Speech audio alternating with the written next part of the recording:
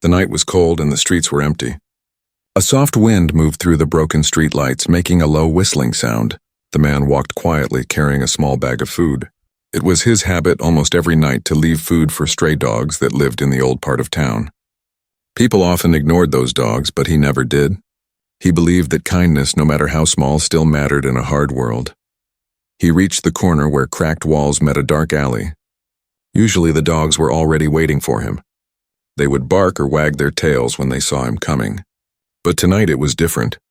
The alley was silent, no dogs, no sound of paws scratching the ground, just the heavy silence of the night. The man frowned. He knelt down and placed the food on the ground anyway. Pieces of bread, some meat, leftovers he had saved. He whistled softly, calling out to them. But the only answer was the echo of his own whistle bouncing off the walls. The silence began to feel strange, almost heavy, like the air itself was holding its breath. He stood up slowly and looked around. His shadow stretched long behind him, twisted under the flickering streetlight. Something about the night felt wrong. The dogs had never failed to come before. They always ran to him hungry and excited. But now, nothing. He sighed, shaking his head. Maybe they had moved to another place, or maybe something scared them away. He turned to leave, pulling his jacket tighter against the cold. But then he heard it. At first it was soft, so soft he thought it was the wind. A faint sound like a whimper.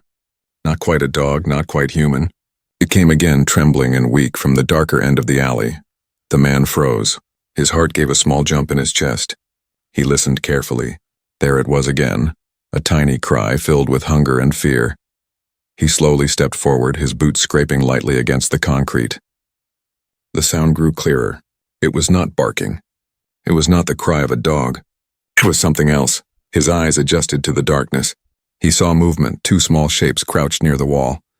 At first he thought they were children, but as he stepped closer, he realized something was very wrong. Their bodies were thin, too thin, as if they had not eaten for days. Their skin was pale and strange, covered with faint glowing lines that pulsed like veins of light. Their eyes, large, shining, watched him with fear and hunger. They were not human. The man's breath caught in his throat. He had seen many strange things in life, but nothing like this. Two little girls, but not like any he had ever known. They were curled together, shivering, staring at the food he had left on the ground. Their lips moved, whispering words in a language he did not understand. One of them tried to stand, but her legs shook, too weak to carry her. The other held her tightly, both of them trembling in the cold night air. Their eyes never left the food. They were starving. The man felt his chest tighten. These were not stray dogs. These were not even human children. But they were alive. They were suffering. And they were afraid. Slowly, very slowly, he crouched down. He pushed the food a little closer toward them. His hands moved carefully, showing no threat. "It's okay," he whispered, though he knew they would not understand his words. "You can eat." "It's safe," the girls hesitated. They looked at each other, whispering again in that strange, broken language. Finally, the smaller one crawled forward, her thin hands trembling as she reached for a piece of bread. She sniffed it carefully, then quickly took a bite. Her eyes widened and she ate faster, desperate. The other girl joined her, grabbing small pieces, chewing with a hunger that broke the man's heart. He stayed still, watching, feeling the weight of what he was seeing. They were children, but alien children. And they were alone, hiding in the shadows of his world. As they ate, they kept glancing at the sky, fear in their glowing eyes. Every time a car passed in the distance or the wind shifted, they flinched as if expecting something terrible to appear. The man realized something then. They were not just hungry. They were hiding. From what, he did not know. But the fear in their faces was real. He looked around the empty street. The shadows seemed darker now, stretching long and silent. The wind carried a strange metallic smell, sharp and bitter. He felt a chill that had nothing to do with the cold. Something else was out there. Something that had driven these alien children into hiding. The man swallowed hard, his thoughts racing. He could walk away now, pretend he had seen nothing. But his heart told him otherwise. Those girls were alive, terrified and starving. And somehow fate had led them to him. He took a slow step closer. The girls froze, staring at him with wide eyes, their small hands clutching the last pieces of bread. For a long moment, no one moved. The silence of the alley pressed down on them. Then the man whispered again, his voice steady but soft. "You don't have to be afraid." But even as he said it, he felt the truth. There was something to be afraid of. Something watching from the shadows, and the night was only just beginning. The two alien girls crouched low, their glowing eyes fixed on the man as if waiting for him to make the wrong move. The crumbs of bread were still in their hands, but they didn't eat anymore. Instead, they pressed their backs against the cold wall, shivering. Hunger pulled them forward, fear pulled them back. The man stayed still. He knew that if he moved too fast, they might run, or worse, collapse from terror. Slowly, carefully, he lowered himself to the ground, sitting cross-legged like someone waiting for a campfire. He did not speak at first. He simply let the silence breathe between them. Finally, he whispered, "Eat. It's okay." His voice was calm, almost like a lullaby. The smaller girl glanced at her sister. The older one shook her head, her thin lips tightening. She muttered something in a strange tongue, the words sharp, almost like clicks and hums mixed together. The younger girl whimpered, her small hands curling tightly around the bread. The man understood nothing, but he saw the fear in their eyes. These were children, not warriors. They were lost and starving. He pushed the bag of food closer, then raised his hands to show he meant no harm. The smell of meat drifted through the alley. The girls trembled and their hunger won.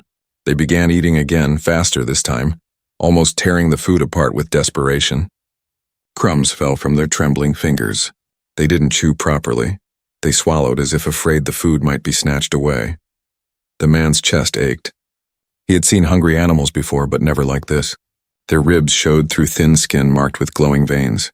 Their small shoulders shook with each bite, and their eyes watered not from the cold, but from the relief of finally eating.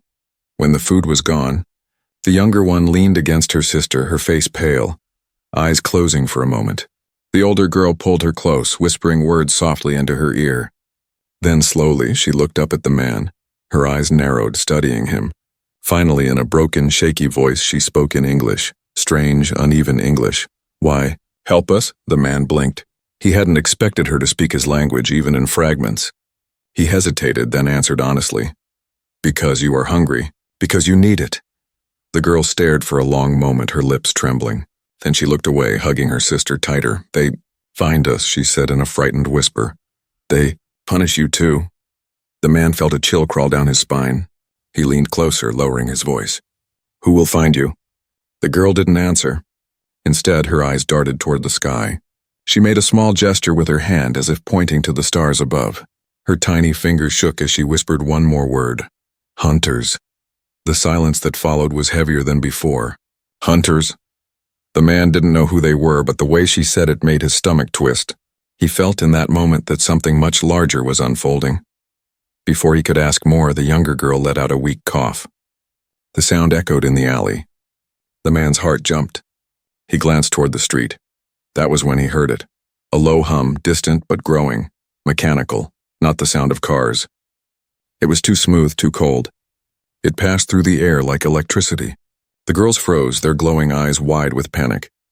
The man frowned, standing quickly. "What is that?" The older girl grabbed her sister's hand, pulling her close. "Hide," she whispered. The man turned his head, scanning the street. At the far end, a faint red light flickered against the walls, sweeping slowly back and forth like a searchlight. The sound grew louder, a metallic drone not of this earth. The girls pressed against the wall, trembling. The man's pulse raced. He had no idea what kind of machine that was, but he could feel its purpose. It was hunting. He crouched down, lowering his voice. "Come with me now." The girls hesitated. Fear chained them to the ground. But the red light drew closer, moving like an eye searching the darkness. The man reached out his hand, open, waiting. The older girl shook her head, tears in her glowing eyes. "Danger for you," he met her gaze, his voice steady. "I don't care for a heartbeat silence."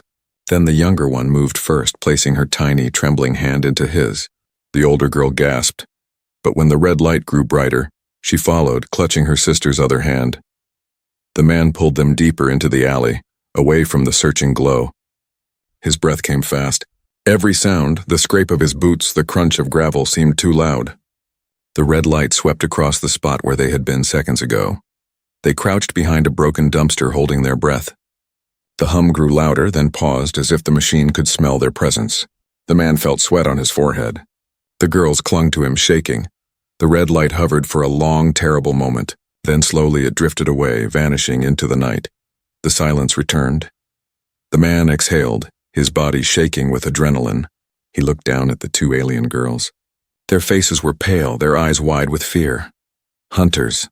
The older one whispered again, her voice trembling. They search. Always search. The man knew then that feeding them was no longer a small act of kindness. It was something bigger, something dangerous. He looked at the dark street, then at the girls. His choice was clear. He could leave them, or he could stand against whatever these hunters were, and deep inside he already knew what he would choose. The night was no longer about stray dogs. It was about survival, and the real danger was only beginning to show itself. The man's small apartment was dimly lit, the old lamp buzzing softly as he shut the door behind him. He leaned against the wall, breathing hard. The two alien girls stood near the doorway, their wide, glowing eyes scanning every corner as if expecting danger to follow them inside. Their thin arms wrapped tightly around each other, refusing to let go. He dropped his keys onto the table and turned to face them. "You're safe here," he said quietly, though even as the words left his mouth, he wasn't sure they were true. The older girl shook her head, her pale hair falling across her face. "No safe," she whispered in her broken English. "Hunters. Find." The man crouched down so his eyes were level with theirs. "Then tell me," he said softly. "Tell me who they are. Tell me what you're running from." The girls exchanged a fearful glance. For a moment, silence stretched between them. Then the younger one, her voice thin and trembling, whispered something in their strange language. The older nodded slowly, then looked back at the man. "Our ship. Fall from sky," she said haltingly. "Family and gone." "Hunters. Take them." The word struck the man like a stone. Their family gone, taken. His mind raced with questions, but he kept his voice calm. "Who are these hunters? Soldiers?" The girl's lips trembled. "Not soldiers, enforcers. They punish. No mercy." The younger one clung to her sister's arm, hiding her face. The man felt his stomach twist. These were children, caught in something far bigger than they could ever understand. And now somehow he was part of it. He guided them to the couch and found an old blanket. When he draped it around their shoulders, they flinched at first, but then relaxed into its warmth. For the first time, their shivering slowed. As they sat, he noticed something strange. The fabric of their clothes, though dirty and torn, pulsed faintly with dim blue lights. The patterns were alive, flowing like rivers of energy. He reached out, curious, but stopped when the older girl tensed. "Clothes. Protect," she said quickly. "Small shield. Weak now." He lowered his hand, nodding. He had no idea what kind of technology this was, but it was far beyond anything humans had. The girls curled together under the blanket, whispering to each other in their language. The man listened to the sound of their voices, soft and melodic, even though he couldn't understand the words. For a moment it reminded him of lullabies, sad ones filled with longing. Then a faint glow lit up the room. The older girl's torn sleeve revealed a small device strapped to her wrist. It blinked weakly, flickering between symbols and static light. The man leaned forward. "What is that?" She hesitated, clutching her wrist. Then in a quiet voice she said, "Beacon. For help, broken." He frowned. "A beacon? Something to call others? If it worked, maybe they could be rescued. But if it lit up, wouldn't it also attract these hunters?" Before he could ask more, the younger girl stiffened suddenly, her head turning toward the window. The man froze. Outside, faint red lights moved along the street. A low metallic hum passed by again, closer this time. The girl's glowing eyes widened in terror. The man quickly switched off the lamp. Darkness filled the apartment. He motioned for silence, pressing a finger to his lips. The girls nodded, trembling. They crouched low, huddling together. The hum grew louder, shadows moving across the window. For a terrible moment, a red beam of light swept across the glass, painting the wall in blood-colored streaks. The girls covered their mouths, holding their breath. The man stayed perfectly still, heart pounding. He felt the air shift, as if the machine outside was sniffing for life. Then slowly the red beam drifted away. The hum faded, swallowed by the night. He waited several long seconds before daring to move again. His muscles ached from the tension. The older girl's voice broke the silence, barely more than a whisper. They search always. If we are found, Earth punished too? The man's breath caught. Earth? She nodded quickly. A law of stars, humans. Not allowed to shelter us. Punishment, for all. Her words hit him like thunder. This was not only about the two girls. This was bigger, much bigger. If he hid them, he wasn't just risking his own life. He could be risking his whole world.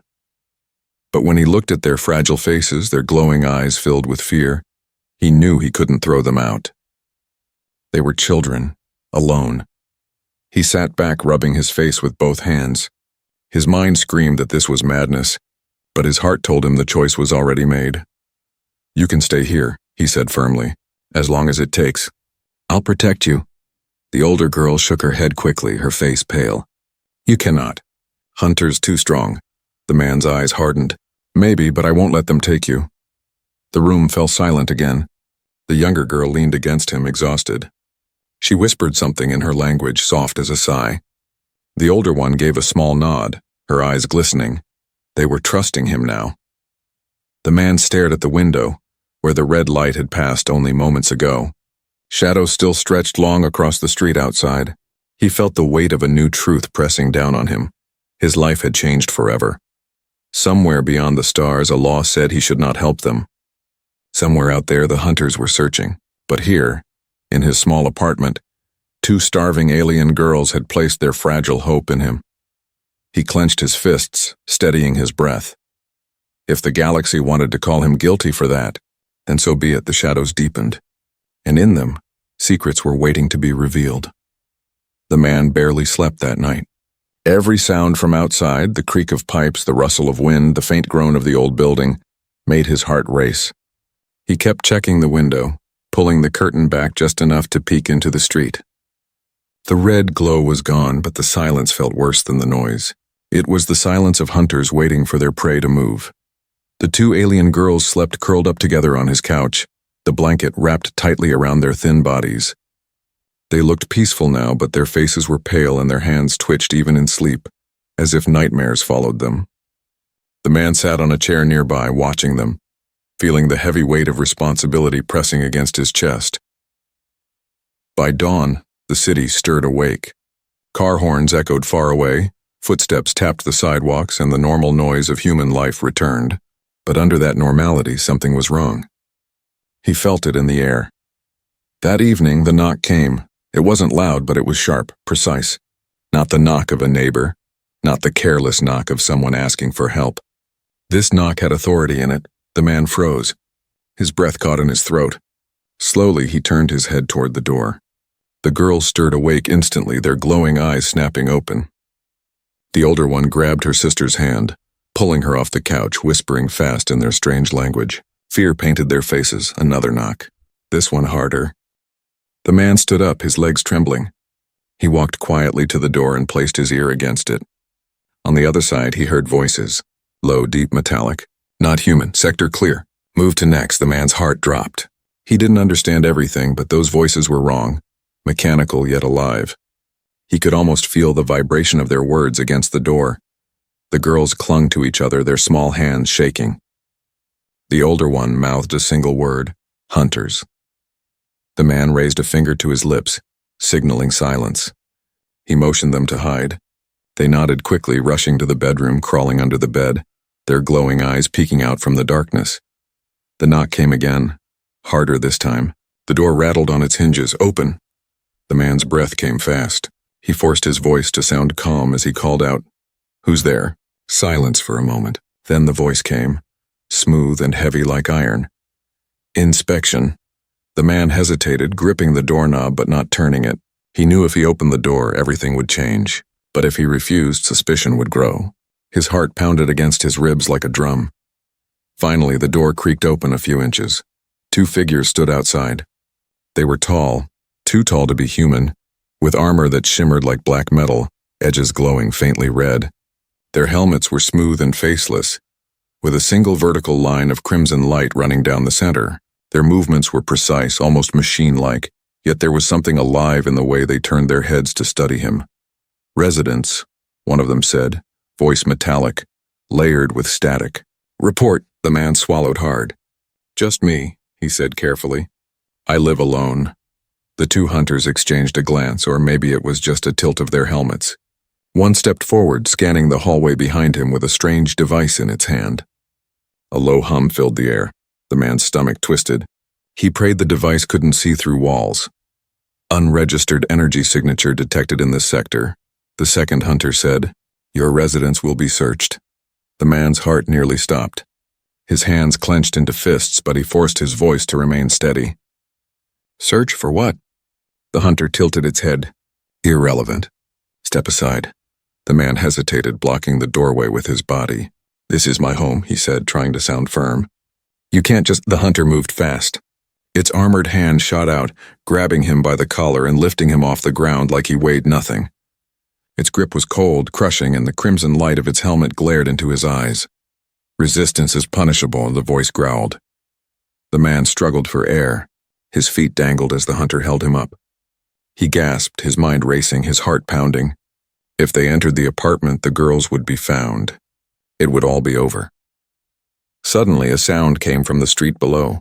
A car backfired loudly, echoing through the block. Both hunters turned their helmets toward the noise. The one holding him released its grip, dropping him roughly onto the floor. He coughed, clutching his chest, gasping for breath. The hunters looked back at him. "Stay inside," one commanded. "Do not interfere." Then, without another word, they turned and walked down the hall, their heavy boots striking the floor with perfect rhythm. The man shut the door quickly, locking it with shaking hands. He leaned against the door, chest rising and falling in ragged breaths. His hands trembled. Sweat dripped down his forehead. Behind him, the girls crawled out from under the bed. Their glowing eyes were wide with terror. The younger one's lips quivered as she whispered, "They know." The man shook his head quickly. "No," he said, though his voice betrayed his own fear. "Not yet." The older girl looked at him, her small face pale. "They will return. Stronger. Always stronger." The man rubbed his temples, trying to think. The hunters were not ordinary soldiers. They were enforcers, cold, precise, and unstoppable, and they were closing in. For now, they had passed him by. But he knew the truth. His time was running out. The shadows were growing tighter, and soon hiding would no longer be enough. The man knew the truth. His apartment could no longer protect them. The hunters had come too close. Their red lights had touched his door, and their machines had tasted the air inside his home. It was only a matter of time before they returned, stronger, more prepared. He stood in the dim light of the kitchen, staring at the two alien girls wrapped in his old blanket. Their glowing eyes followed his every movement, fear written across their thin faces. The older one clutched her sister's hand tightly, whispering comfort in their strange tongue. The younger girl coughed weakly, her small body trembling. "They can't stay here," the man whispered to himself. "If they do, they'll be taken. And His voice trailed off. He didn't finish the thought. He turned to them. "We have to move." The older girl frowned, shaking her head. "Too dangerous. Staying is worse," the man said firmly. "Where can you go? Is there anywhere safe?" For a moment, silence. Then the older girl looked down at the glowing device on her wrist. Its weak light flickered, half broken. She touched it gently, her voice small. "Forest, a beacon there." "Old place hidden." The man leaned forward. "A beacon? For help?" She nodded once. "If fixed, maybe call. Maybe safe." The man didn't hesitate. "Then that's where we're going." The girls exchanged a frightened glance, but they didn't argue. They trusted him now, though their trust was heavy with fear. That night, when the city grew quiet again, they left. The man carried a backpack with food, water, and tools. The girls walked beside him, staying close, their glowing eyes scanning the darkness. Every step was heavy with tension. The streets were not the same as before. Shadows moved strangely, and the hum of unseen machines followed them like predators. The hunters were still searching. They cut through alleys, crossed empty roads, and slipped past broken fences until the concrete gave way to trees. The forest stretched ahead, dark and endless, branches swaying under the cold wind. The girls stopped at the edge. The older one whispered, "Hunters fear deep woods. Hard to track, but still, not safe." The man nodded. "Then we keep moving, quiet." They entered the forest, leaves crunching softly under their feet. The air was colder here, filled with the scent of earth and pine. The moonlight slipped through the branches, silvering their path. For a time, there was peace. The girls walked silently, their breath shallow but steady. The man listened to the forest sounds, an owl's call, the rustle of small animals, the whisper of wind. It almost felt normal, almost. Then the sound came. A distant hum, low, mechanical, growing louder. The man froze, holding up a hand. The girls stopped instantly, clutching each other. The hum grew sharper. Lights flickered between the trees, red, scanning, moving in patterns. "They're here," the older girl whispered, her voice trembling. "Run," the man said. They broke into a sprint, weaving through trees, branches slapping their faces. The red lights followed, cutting through the darkness like knives. The hum became a roar. The girls struggled to keep up, their small bodies weak from hunger and exhaustion. The man grabbed the younger one, lifting her into his arms without slowing down. She gasped but held on tight, her glowing eyes wide with terror. The forest became a blur of shadows and moonlight. Behind them, metallic footsteps thundered. The hunters were closing in. The man's lungs burned. His legs screamed, but he kept running. He knew if he stopped even for a moment, it would be the end.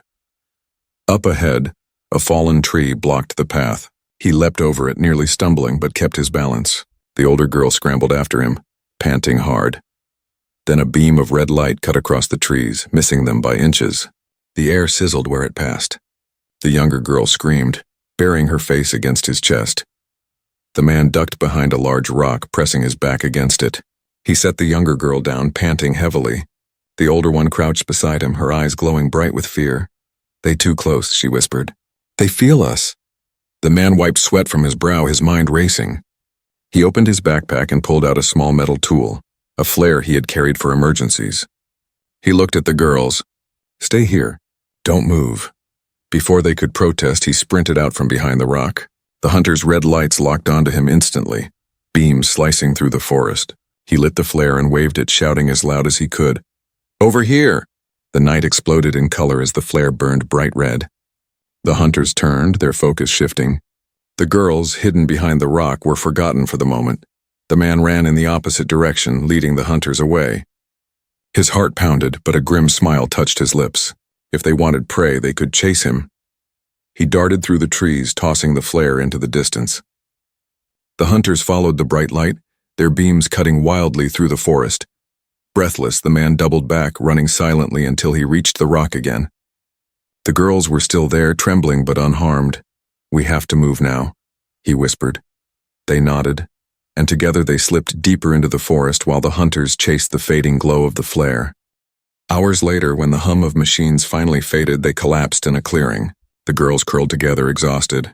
The man sat against a tree, his body aching, his breath ragged. They had escaped for now, but the forest was deep and the beacon still far. And he knew the hunters would not stop. They would hunt until they found what they were looking for.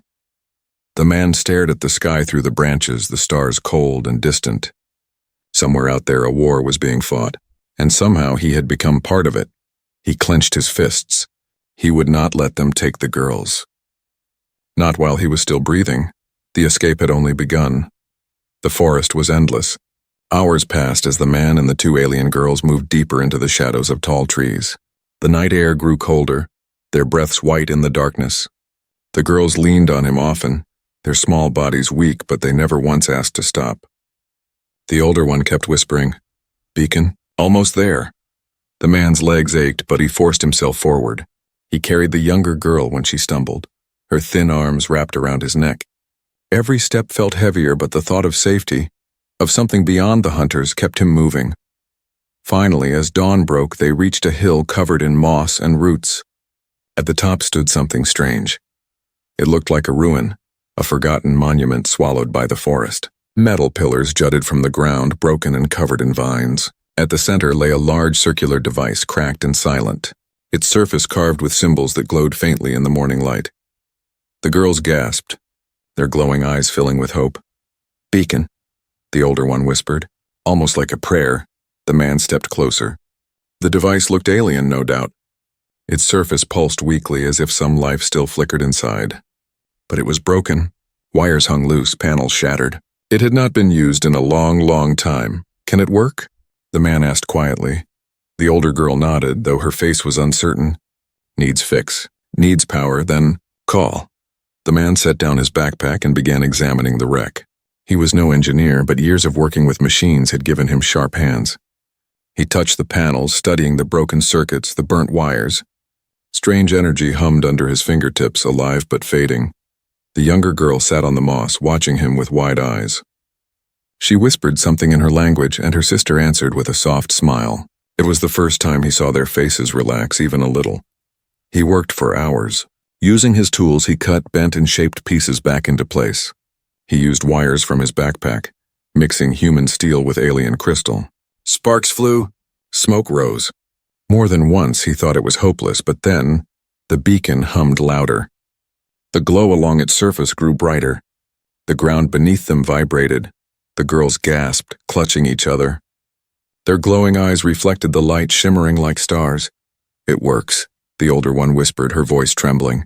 It calls. The man stepped back, wiping sweat from his brow. Who does it call? The girl's face grew serious. Our people, friends, safe. She paused, then added in a softer tone, if they still live? The man's chest tightened. These children carried more grief than any child should.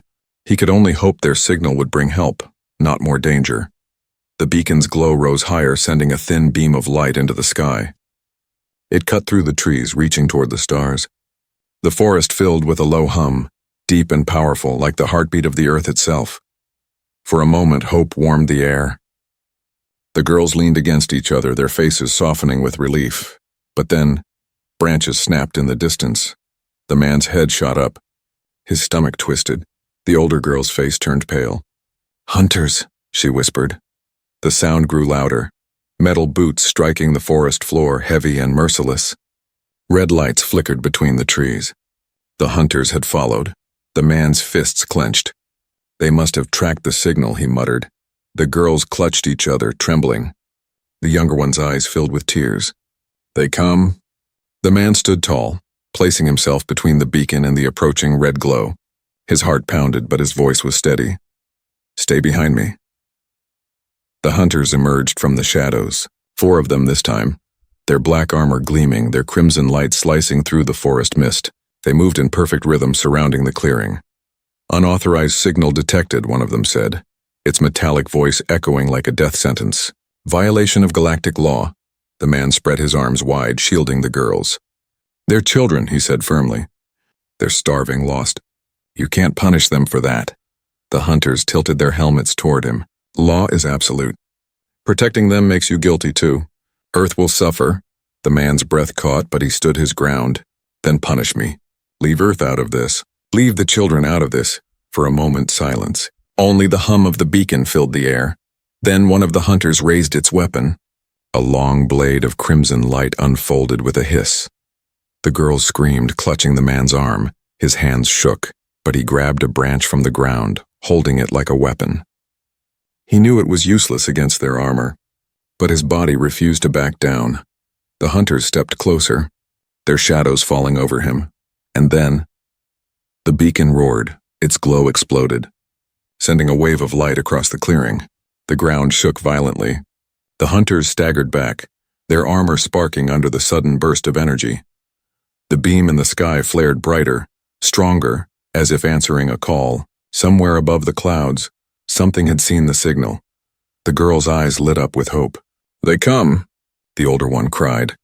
The hunters steadied themselves, raising their weapons again. Their voices rang cold and sharp. Terminate before rescue arrives. The man gripped his branch tighter, sweat dripping down his face. His legs trembled, but he stepped forward, blocking the girls with his body. If this was the end, he would face it standing. The forest fell silent, waiting for the clash, and in that silence the stars above seemed to shift. Something moved in the heavens, answering the beacon's cry. The forest shook as the beacon roared, its light cutting through the night sky like a sword of hope. The man stood in front of the 2 alien girls, his chest heaving, his hands gripping the rough branch he had pulled from the ground. It was a poor weapon against armored hunters, but he held it like steel. The hunters advanced, their tall bodies glowing with crimson lines, their voices mechanical and merciless. Unauthorized signal confirmed. Rescue attempt must be prevented. Termination required. The girls clung to the man's back, trembling. The younger one buried her face against him, sobbing. The older girl tried to be brave, whispering words in their strange language, as if praying. The man's heart pounded, but his voice was steady. "You'll have to go through me." The nearest hunter raised its blade, a crimson beam crackling with deadly energy. The sound made the air tremble. The man tightened his grip on the branch, sweat dripping down his face. He knew he could not win, but he also knew something greater than survival was at stake. He thought of all the nights he had fed stray dogs, all the small acts of kindness that had meant little to the world but everything to those who received it. Now 2 alien children needed him. If kindness mattered in small things, it mattered here most of all. The hunters struck. The man moved fast, faster than fear told him to. He swung the branch with all his strength. Sparks flew as it clashed against the glowing blade, the wood burning in an instant. The force knocked him back, but he stood again, teeth gritted. The hunters pressed forward. Blades hissed. Red beams sliced the ground. The man ducked, rolled, and grabbed rocks from the forest floor, throwing them with desperate strength. They bounced harmlessly off the black armor, but he did not stop. Every second he fought was another second the beacon's signal climbed higher into the sky. Every breath he took was one more chance for rescue to arrive. The hunters moved with deadly precision, but the man fought with something they did not understand: human stubbornness. He set traps with fallen branches, kicked dirt into their visors, used fire from the flare to blind them. For every strike that knocked him down, he rose again. "Why resist?" one hunter asked, its voice filled with static. "You cannot win." The man spat blood onto the ground, his eyes burning with fire. "Maybe not, but I can make you lose time." The hunters tilted their helmets, confused by his defiance. They knew laws, power, and obedience. They did not know the madness of human will. Then the ground trembled again. From above the clouds, a new sound filled the night, a deep, thunderous roar. The hunters froze, their helmets tilting toward the sky. The girls gasped, their glowing eyes wide with hope. Through the trees, light descended. Not crimson this time, but silver and blue. A ship, sleek, vast, and alive with energy, pierced through the clouds, answering the beacon's call. The hunters shouted in their mechanical voices. Interference detected, retreat protocol engaged. But it was too late. The silver ship hovered over the clearing, beams of light scanning the forest. The hunters raised their weapons, but the ship unleashed a pulse of energy. The blast shook the ground, knocking the hunters back like toys. Their armor sparked, their lights dimming. The girls cried out with joy, hugging each other. "Our people, they came." The man staggered, falling to one knee. His body ached, bruised and cut, but his heart swelled with relief. The hunters struggled to rise, but the silver ship fired again, forcing them to retreat into the shadows. One by one, they vanished into the forest, their crimson glow fading. Silence fell.